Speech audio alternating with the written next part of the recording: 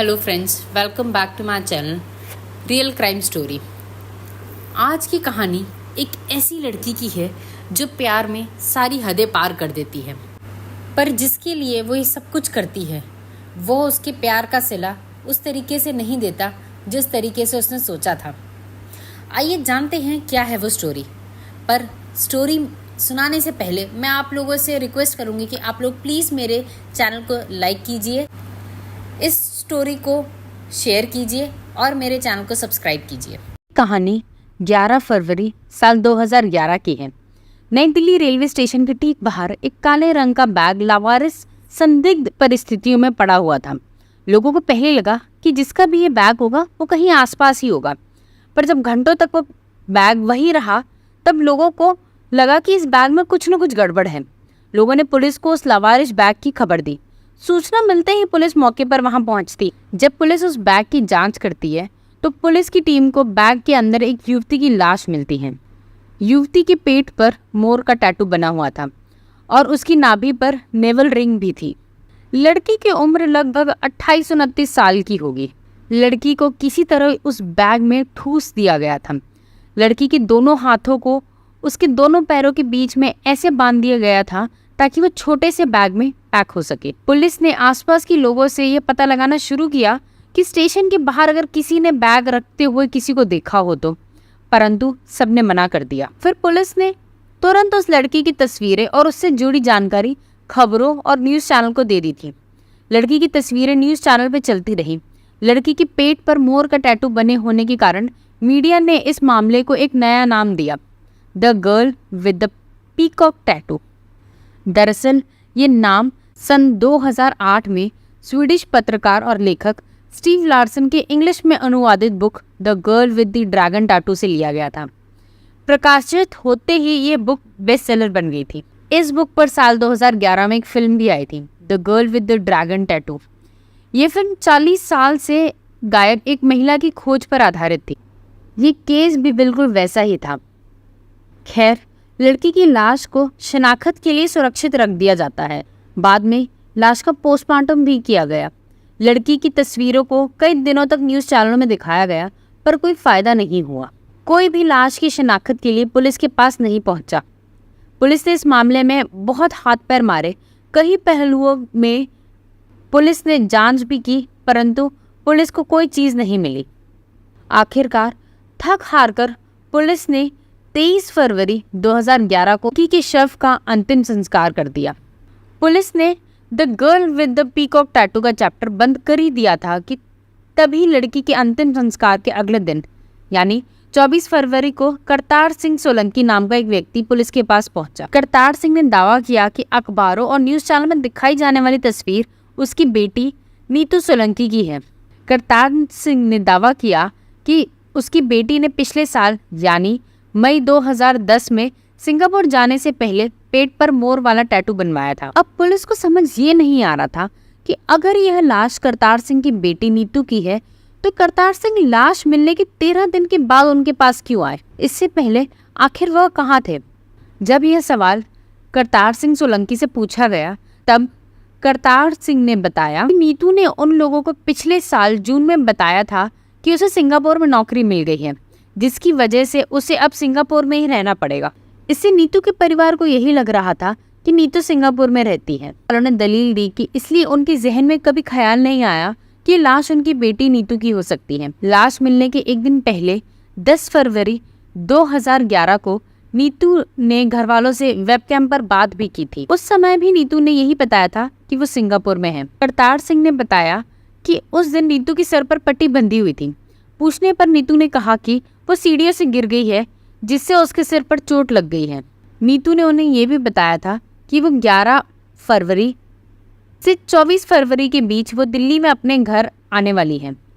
Police ने पूछा कि 13 दिनों से नीतू ने आप लोगों को कॉल नहीं किया, कोई संपर्क नहीं किया, तब भी आप लोग परेशान नहीं हुए?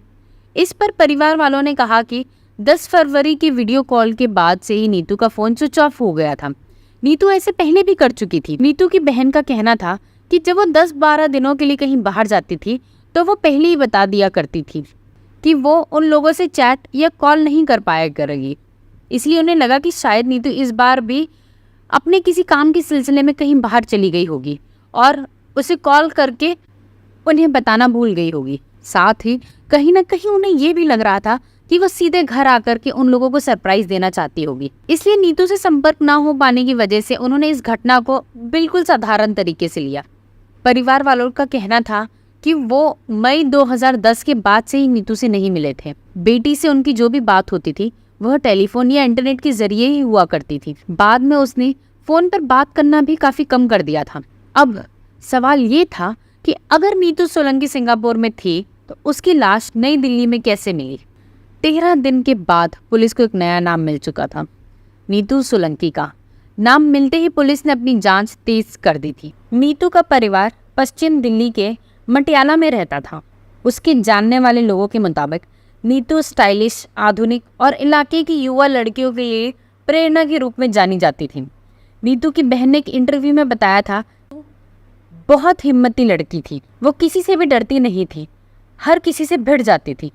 एक बार साइकिल से जा रहे एक व्यक्ति ने जब नीतू को छेड़ने की कोशिश की थी तो नीतू ने उसे ऐसा डराया था कि वो व्यक्ति अपनी साइकिल छोड़ करके चला गया था और नीतू उसकी साइकिल लेकर घर चली आई थी।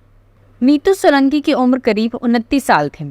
उसने दिल्ली विश्वविद्यालय से कानून की पढ़ाई की थी, साथ ही उसे कंप्यूटर कोर्स भी किया था। नीतू के पिता करतार सिंह डेयरी का कारोबार और रियल एस्टेट एजेंट थे। उनका कहना था कि नीतू बहुत बहादुर लड़की थी जो बड़ी चीज़ों के लिए बनी थी। 2007 में 25 साल की उम्र में उसने मटियाला में नगर निगम का चुनाव लड़ा था, पर वह जीत नहीं पाई थी। साल 2009 में नीतू ने कॉल सेंटर में काम करना शुरू कर दिया था। अब नीतू सोलंकी का मामला क्राइम ब्रांच के पास पहुंच गया था। जांच टीम नीतू के दोस्तों और उसे जानने वालों से लगातार पूछताछ कर रही थी। पूछताछ में जांच टीम को एक काफ़ी ज़रूरी बात पता चली। साल 2009 में नीतू के एक दोस्त ने किसी पब में नीतू को राजू गहलोत नाम के एक शख्स से मिलवाया था। राजू का परिवार दिल्ली का ही रहने वाला था। राजू ने कॉलेज ऑफ वोकेशनल स्टडी से पढ़ाई की थी, फिर उसने टूरिज्म में मास्टर्स डिग्री ली थी। राजू ने दिल्ली के एक इंस्टीट्यूट से फ्रेंच डिग्री भी ली थी। लंबे कद के राजू ने पहले मॉडलिंग में अपना भविष्य आजमाया, फिर उसने एक ट्रैवल फर्म में काम किया। फिर 2006 में वो एयर इंडिया की केबिन क्रू में शामिल हो गया। एयर इंडिया में शामिल होते ही उसे वसंत विहार के एयर इंडिया कॉलोनी में रहने के लिए घर मिल गया था। नीतू और राजू अपनी पहली मुलाकात के बाद बहुत जल्द एक दूसरे के करीब आ गए थे। यह करीबी इस कदर थी कि नीतू राजू गहलोत को अपने घर भी ले गई थी और राजू नीतू के माता पिता को पसंद नहीं आया। नीतू की माँ का कहना था कि राजू एक ऐसा व्यक्ति लग रहा था जो अपने अंदर बहुत सारे रहस्य छुपाए बैठा था। पुलिस को लगा कि नीतू की मौत की डोर इसी राजू गहलोत से जुड़ी हुई हो सकती है। पुलिस इस राजू गहलोत और नीतू के रिश्तों के बारे में और खोजबीन करने लगी। जांच में पता चला कि मार्च 2010 तक नीतू और राजू एक दूसरे के साथ रह रहे थे। नीतू और राजू एक दूसरे से शादी करना चाहते थे, पर उन्हें डर था कि उनके परिवार वाले इस शादी को कभी हाँ नहीं कहेंगे। इसलिए नीतू ने जून 2010 में सिंगापुर में नौकरी मिलने की झूठी कहानी गढ़ डाली। वहीं राजू ने अपने परिवार को कुछ नहीं बताया। नीतू के परिवार को लगता था कि नीतू सिंगापुर में है, पर वो तो राजू के साथ इंडिया में ही थी। इस दिन नीतू ने अपने परिवार से बताया कि वो सिंगापुर जा रही है। उस दिन से राजू ने एयर इंडिया के लिए काम करना बंद कर दिया। इसके बाद राजू को मिले वसंत विहार वाले घर को भी उससे वापस ले लिया गया। जून महीने में दोनों दुबई गए। फिर इंडिया लौटकर वह कुछ समय के लिए मुंबई और बेंगलोर में रहे। दोनों वहाँ कॉल सेंटर में काम किया करते थे। बेंगलोर में रहने के दौरान राजू ने नशे की हालत में कुछ लोगों से झगड़ा कर लिया।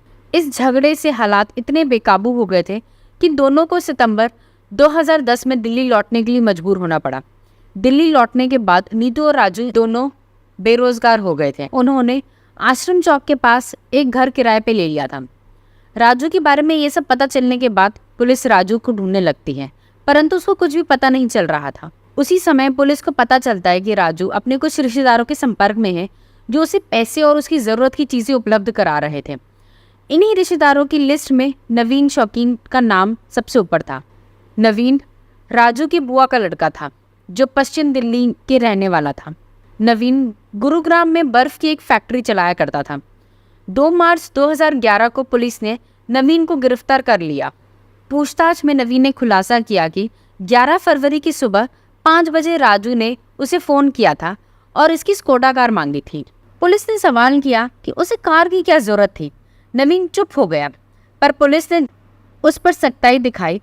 उसने अपना मुंह खोलना शुरू कर दिया। उसने कहा कि राजू ने तेज धार वाले हथियार से नीतू का गला रेत कर उसकी हत्या कर दी थी और उसकी लाश को लाने के लिए उसे कार की जरूरत और उसने उससे इसीलिए गाड़ी मांगी थी। किसी कारण से नवीन राजू के साथ नहीं जा पाया। तब राजू को नीतू की लाश को ऑटो से ठिकाने लगाने का विचार आया। उसने सोचा कि वह ऑटो से अकेले रेलवे स्टेशन जाएगा और ट्रेन से नीतू की लाश को पहाड़ों पर फेंक आएगा। राजू काले रंग का करीब 2.5 फुट का एक ट्रैवलिंग बैग लाया जिसमें वह नीतू की लाश को रखने वाला था और छोटे से बैग में करीब 5 फुट की लाश रखना असंभव था। इसलिए उसने नीतू के हाथों को पैरों के बीच डालकर रस्सियों से बांध दिया। फिर उसने नीतू की लाश को बैग में जबरदस्ती ठूस दिया। इस तरह राजू ने नीतू के प्यार की कीमत चुकाई। राजू लाश से भरे बैग को ऑटो में रखकर नई दिल्ली रेलवे स्टेशन पहुंच गया, लेकिन जब उसने स्टेशन के एंट्रेंस पर एक्सरे स्कैनर को देखा तो वो डर गया और वह स्टेशन के बाहर ही बैग को छोड़कर भाग गया। राजू के भाई नवीन के मुताबिक 13 फरवरी को राजू उसके घर पर ही रुक गया था। फिर 20 से 25 फरवरी को भी वो उसके घर जाकर रहा। राजू ने नवीन से 10,000 रुपये भी उधार लिए थे। नवीन पर नीतू की हत्या मामले में राजू को शरण देने और उसकी मदद करने के आरोप लगे। पुलिस का कहना था कि नीतू और राजू में अक्सर लड़ाइयाँ हुआ करती थीं। ऐसी ही किसी लड़ाई में नीतू ने राजू के पहचान पत्र और उसके दस्तावेजों को जला दिया। पुलिस के मुताबिक राजू नौकरी के लिए फर्जी दस्तावेज बनाने में माहिर था। शायद इसलिए नीतू ने उसके दस्तावेजों को आग के हवाले कर दिया था। 10 फरवरी 2011 की रात को नीतू और राजू के बीच पैसों को लेकर झगड़ा हुआ था, जिससे नीतू के सर पर चोट लग गई थी। उसने सर पर पट्टी बांध ली थी। जब नीतू ने घर पर वीडियो कॉल किया था तब घर वालों के पूछने पर उसने झूठ बोल दिया था कि वह सीढ़ियों से नीचे गिर गई है। पुलिस ने यह भी बताया कि 11 फरवरी की शुरुआती घंटों में नीतू ने राजू की बहन को संपत्ति को लेकर कॉल किया था, जिससे दोनों के बीच एक नई लड़ाई शुरू हो गई थी। फिर दोनों के बीच में लड़ाई इतनी बढ़ गई थी कि हालात नियंत्रण के बाहर हो गए थे। फिर राजू ने गुस्से में धारदार हथियार से नीतू के गला रेत दिया। अब पुलिस राजू को बेसब्री से ढूंढ रही थी। पुलिस का मानना था कि राजू ने गोवा, मुंबई और बेंगलोर में कई कॉल सेंटरों में नौकरी के लिए आवेदन दिया था। उसके पास इतने पैसे नहीं थे कि वह देश छोड़कर भाग सके। वह बहुत अच्छी इंग्लिश बोल लिया करता था, इसलिए वह ज़रूर किसी कॉल सेंटर में नौकरी की तलाश कर रहा होगा। पुलिस राजू की तलाश में कई शहरों में भटकती रही। उन्होंने भारत में कई जगह पर छापेमारी भी की, यहाँ तक कि उन्होंने राजू का वांटेड पोस्टर पब्लिश कर कर उस पर 2 लाख का इनाम भी घोषित कर दिया था, पर राजू का फिर भी कोई पता नहीं चल पा रहा था। पुलिस को यह भी खबर लगी थी कि कहीं वह बैंकॉक या नेपाल भी भाग गया हो सकता है। इस बीच राजू के परिवार पर भी कड़ी निगरानी रखी गई थी, पर सब बेकार था। उसका कहीं भी कुछ पता नहीं चल रहा था। साल 2011 में दिल्ली के रेलवे स्टेशन के बाहर दिल्ली पुलिस को नीतू की लाश मिली थी। तब से 1-2 साल नहीं बल्कि 8 साल बीत गए थे, पर राजू का पुलिस को कोई भी अता पता नहीं मिला था। इन 8 सालों में मामला पूरी तरीके से ठंडा पड़ चुका था, पर नीतू के घर वाले अब भी उसकी मौत के लिए इंसाफ मांग रहे थे। नीतू के माता पिता का कहना है कि पुलिस वालों ने अपना काम ठीक से नहीं किया। वहीं पुलिस कह रही थी कि उन्होंने राजू को पकड़ने का हर संभव प्रयास किया। पुलिस अब इस मामले को बंद ही करने जा रही थी कि तभी 8 साल बाद 2019 में पुलिस को खबर मिली कि राजू मिल चुका है। अब वह गुरुग्राम के एक प्राइवेट हॉस्पिटल में है। जून 2019 को रोहन दहिया नाम के एक व्यक्ति को गुरुग्राम के पारस हॉस्पिटल में भर्ती करा गया। रोहन सिगरेट और शराब बहुत पीता था। उसकी किडनी और लीवर बहुत हद तक खराब हो चुके थे। रोहन गुरुग्राम में एक ऑटोमोबाइल कंपनी का कर्मचारी था। वह गुरुग्राम के सेक्टर 17 में 5,600 रुपये में पेइंग गेस्ट पे रहता था। 17 जून तक रोहन एकदम स्वस्थ था, पर अचानक उसके पेट में असहनीय दर्द शुरू हो गया था। उसने फ़ोन करके अपने साथ काम करने वाले एक दोस्त को अपने रूम पर बुलाया। रोहन को देखकर दोस्त को लगा कि पेट दर्द का साधारण मामला है, इसलिए दोस्त ने रोहन को पास के एक सरकारी अस्पताल में भर्ती करा दिया। पर रोहन की हालत सुधरने की बजाय और बिगड़ती चली गई। फिर उसे प्राइवेट हॉस्पिटल में भर्ती कराया गया। कंपनी के कर्मचारियों ने उसकी मदद करी, यहाँ तक कि सब लोगों ने पैसे इकट्ठे करके उसके इलाज के लिए दिए, यहाँ तक कि ब्लड भी डोनेट किया गया। पर रोहन ठीक नहीं हुआ। रोहन की हालात देख करके डॉक्टरों ने अपने हाथ खड़े कर दिए थे और उन्होंने रोहन से बोल दिया था कि अब उसके पास बहुत कम समय बचा हुआ है। रोहन को जब लगा कि अब वह कुछ ही दिनों का मेहमान है, तो उसने सबके सामने अपनी असली पहचान उजागर की। उसने अस्पताल में मौजूद कंपनी में अपने साथ काम करने वाले कर्मचारी और दोस्तों से बताया कि उसका नाम रोहन दहिया नहीं बल्कि राजू गहलोत है। रोहन ने उन लोगों से अपने घर वालों को कॉल करके हॉस्पिटल बुलाने के लिए कहा। रोहन की घर पर बात कराई गई। 25 जून की रात को रोहन को घर वाले अस्पताल लेने पहुंचे। रोहन उर्फ राजू आईसीयू में अंतिम सांसें गिन रहा था। राजू के रिश्तेदारों ने पुलिस को भी खबर की कि राजू मिल चुका है। वह गुरुग्राम के एक हॉस्पिटल में अपनी अंतिम सांसें गिन रहा है। 26 जून 2019 की सुबह पुलिस हॉस्पिटल पहुंची। पता चला नीतू सोलंकी को न्याय मिल चुका है, राजू मर चुका है। पुलिस अंत तक राजू को पकड़ नहीं पाई और राजू भी अपने कर्मों के फल से बच नहीं पाया। पुलिस का कहना था कि उन्होंने कभी नहीं सोचा था कि राजू उनकी नाक के नीचे गुरुग्राम में छुपकर रह रहा होगा। नीतू की हत्या के बाद राजू ने कई सिम कार्ड और फ़ोन बदले। पुलिस का कहना था कि नीतू की हत्या के पहले से ही राजू फर्जी पहचान पत्र बनवाने में माहिर था। उसने बेंगलोर और गुरुग्राम में नौकरी और घर पाने के लिए पहले ही रोहन दहिया के नाम से फर्जी पहचान पत्र बनवा लिए थे। आधार कार्ड, पैन कार्ड और ड्राइविंग लाइसेंस जैसे दस्तावेज वह आसानी से बनवा लिया करता था, इसलिए पुलिस उसे कभी ढूंढ ही नहीं पाई। राजू से रोहन बनने के बाद राजू ने अपना पूरा व्यवहार ही बदल लिया था। उसके साथ काम करने वाले कर्मचारियों का कहना था कि रोहन यानी राजू बहुत कम बोलता था। नौकरी के दौरान उसने कभी किसी के साथ बुरा बर्ताव नहीं किया। वह कभी कोई फ़ोटो भी नहीं खिंचवाता था। वह पुराने ज़माने के कीपैड फ़ोन यूज़ किया करता था। राजू यह सारी चीज़ें चालाकी करता था ताकि वह लोगों की नज़रों से बचा रहे। राजू किसी के साथ शराब तक नहीं पिया करता था। वह एहतियात इसलिए बरतता था कि कहीं नशे में वह किसी को सच्चाई न बता दे। खैर, राजू की मौत के बाद नीतू सोलंकी की मां का कहना था कि पुलिस बेटी को इंसाफ दिलाने में विफल रही, पर भगवान ने उसे सज़ा दे ही दी।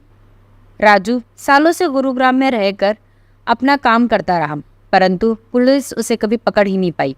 नीतू के परिवार वाले कोर्ट कचहरी के चक्कर लगाते रह गए। ऐसे ढेर सारे उदाहरण हैं हमारे सामने जहां पर कानून व्यवस्था पर पूरा विश्वास ही नहीं होता है लोगों को। हमें कमेंट्स करके ज़रूर बताइएगा कि ये कहानी आपको कैसी लगी।